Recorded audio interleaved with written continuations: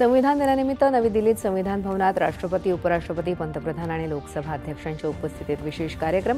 संविधानाच्या 9 भाषांमधल्या प्रतीचं प्रकाशन.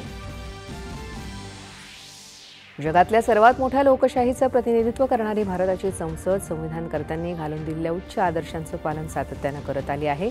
राष्ट्रपती.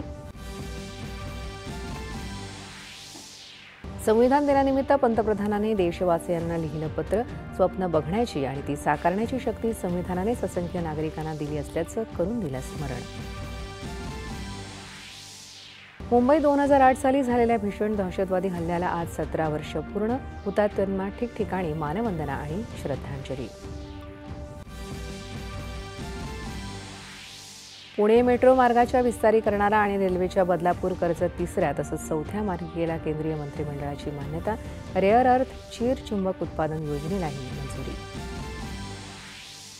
विमान वाहतूक क्षेत्रात देशाला आत्मनिर्भर करण्यासाठी पंतप्रधानांनी केलं हैदराबादमध्ये सफरान एअरक्राफ्ट इंजिनाच्या भारतातल्या सुविधा केंद्राचं उद्घाटन. दिल्ली दहशतवादी स्फोट प्रकरणातल्या मुख्य आरोपीला आश्रय दिल्याबद्दल फरीदाबाद इथून सोयब या 7व्या मुख्य आरोपीला अटक.